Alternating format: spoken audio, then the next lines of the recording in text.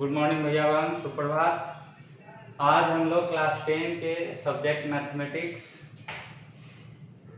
और 24/8/2020 ही है, height and distance का पीरियड 2 देखेंगे।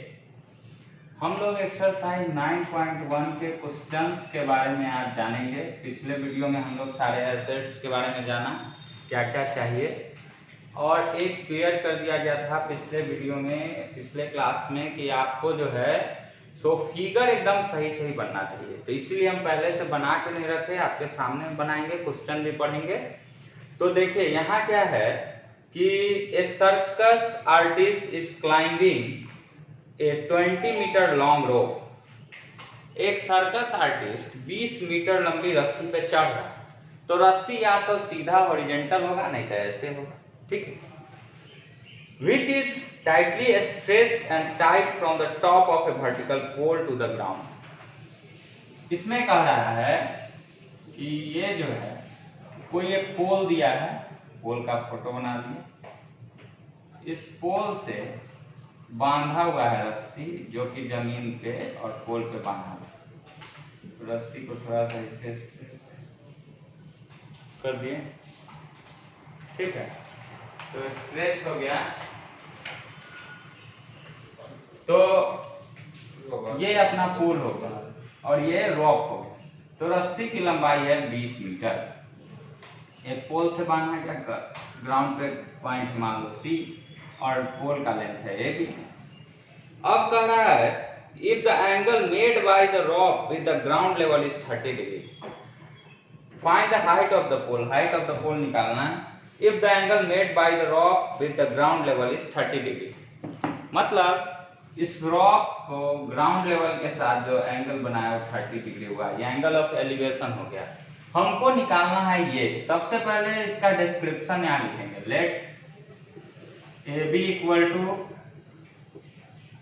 हाइट ऑफ पोल, ठीक है। C is point on ground,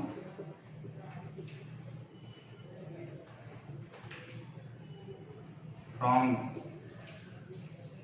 rock is tightly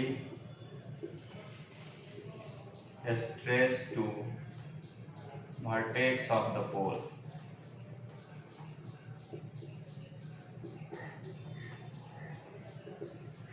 सी कोई पॉइंट है ग्राउंड में, जिससे जो वर्टेक्स है इसका, ये पोल का, उससे टाइटली स्ट्रेच्ड है,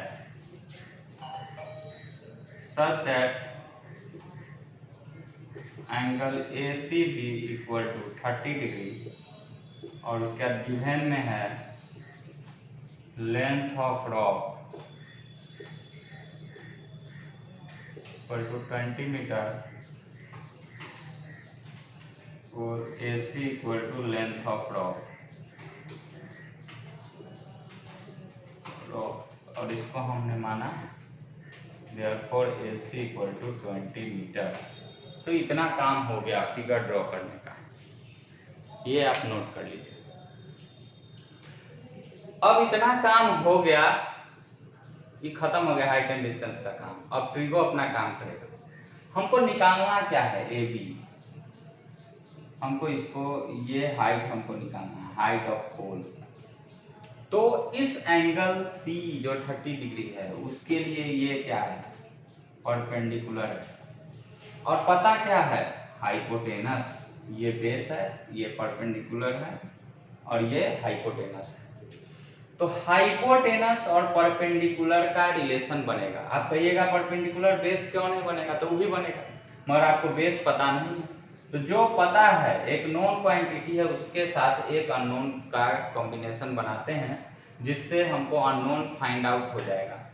तो हम लोग यहाँ पे क्या करेंगे कि ये जो परपेंडिकुलर दिया है, परपेंडिकुलर और हाइपोटेनस का हम लोग रिलेशन बनाएंगे, तो हमको क्या होगा, परपेंडिकुलर फाइंड आउट हो जाएगा। हमको हाइट निकालना है, तो हम यहाँ पे लिखेंगे परपेंडिकुलर और हाइपोटेनस का रिलेशन साइन, कॉस और टैन में कौन से ट्रिगोनोमेट्रिक फंक्शन में होता है, ये हमको जानना होगा।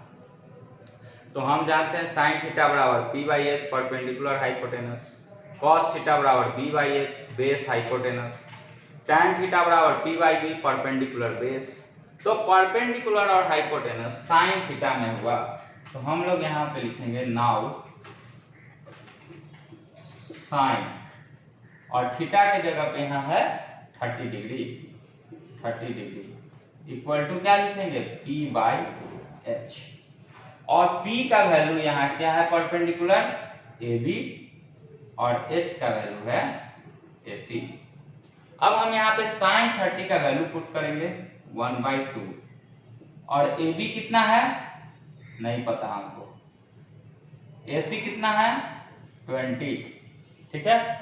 अब हम इसमें क्रॉस मल्टीप्लाई करके जो मैथमेटिक्स का मेथड है उससे हम यहाँ से निकाल लेंगे AB equal to 20/2 that is equal to 10 metre.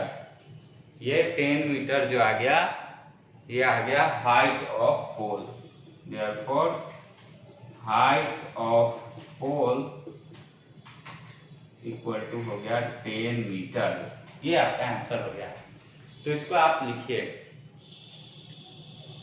Figure सबसे इंपॉर्टेंट था, फिगर का फुल डिस्क्रिप्शन, उसके बाद इसके सवाल को कैसे सॉल्व करते हैं ट्रिगो में करके, परपेंडिकुलर हाइपोटेनस के रिलेशन से या बेस हाइपोटेनस से या परपेंडिकुलर बेस से।